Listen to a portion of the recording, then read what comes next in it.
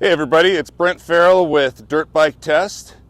We're reporting live from Glen Helen on a bright, early, well, I shouldn't say too bright. It's early morning at the beginning of the 24 Hours of Glen Helen, the yearly endurance race. This is not only a race that we'd like to participate in, but also one that's a great opportunity to test bikes. And this is kind of the wrap up of our long-term test on the 2023 Honda 450 CRF450RX. As anybody who's been watching the videos or reading the articles know, we've been playing around with this for a number of months now. I've gone through a number of products and testing environments and ridden it at several different events. And this morning is going to start the final piece of that test. We've kind of taken this bike from bone stock, did some initial testing on it, and came away with an appreciation of the bike, but also recognizing that, for our purposes, we wanted to make some changes, take a little bit of the motocross out of it, make it a little bit more of a true off-road bike. And that meant changing some suspension. So, TCS Power Sports revalved the suspension, give us a little bit more of an off-road setting that we've made some tuning and multiple adjustments on, but came up with a setting that we're really happy with. We put a recluse clutch on it. We added a Guts tall seat, which was absolutely critical. The stock seat's really thin and hard. We put flex bars on it. We did a Sunstar sprockets. We did Works Chassis Labs motor mounts on this, which actually made a really dramatic difference that to softening up the feel of the chassis and letting things flex a little bit more.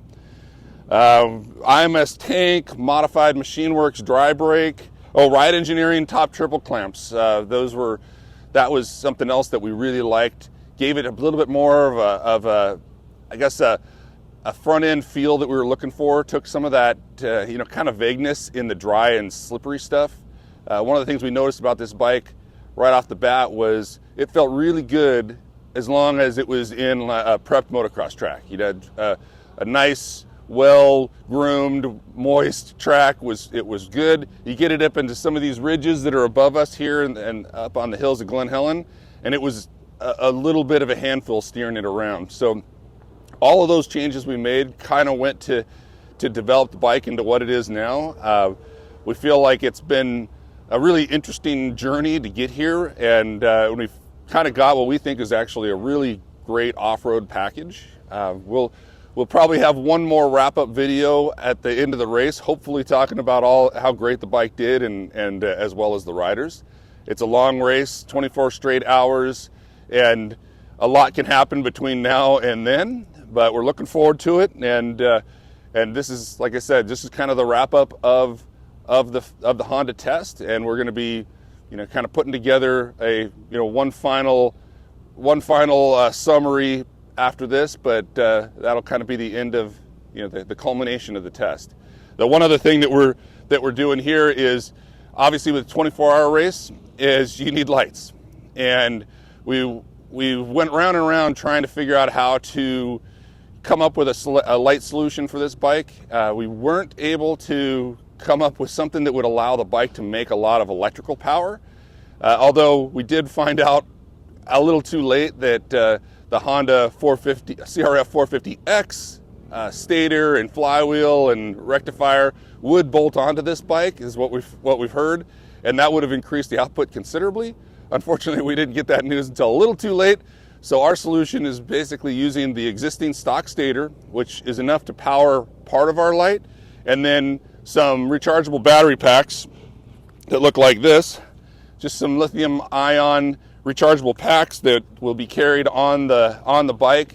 So half of this light runs off of the bike, half of it runs off of the batteries, which is actually a layout that we've done a number of times, and it's something I like a lot because it gives you two completely independent systems. So if you do have a failure, you're not going to lose 100% of your light, and you'll have at least enough light to get in, and also, and probably most importantly, you don't have a situation where you might lose 100% of your light at race speeds, which is never a fun thing to think about. So the lights we're running are some new lights from KC. These are the Flex Aero ones. They're something brand new that they just released. Each is a single LED with a pretty large reflector. And kind of what we were going for with these lights was something that was largely independent as far as the individual lighting elements that would allow us to kind of customize the light pattern. And so by having 4 separate lights, each one adjustable, we were able to build the pattern that was perfect for what we would need in this type of race. And so far in all the testing, the lights have performed really, really well. We're super excited about them, and can't wait till it gets dark tonight to give them the real test. A couple other specs or elements that to mention on this bike. So one of the things we did too is change the gearing. Stock gearing was 1350, and we geared it up to 1452, which is actually just the equivalent of a tooth or two in the back. But we just wanted to spread out the gears just a little bit. So we got some sprockets from Sunstar and played around with different ratios, and that one wound up being just right for kind of the semi-fast stuff here at Glen Helen. Nothing too fast like, you know, Mexico roads or something like that, but just enough to open it up a little bit, give us that little top end and spread out the gearing a little bit. Also put on some graphics here from Decal Works. They took care of putting some numbers on the bike for us and making it look really good. We're excited about how that turned out. And the last thing is that we played around with some different torque specs for some of the motor mounts and various parts of the bike to, you know, kind of control some of that flexing. And we came up with some numbers that we felt helped the handling a little bit. And all of those are going to be posted on Dirt Bike Tests, so you can take a look at those and give those a try on your bike if you'd like.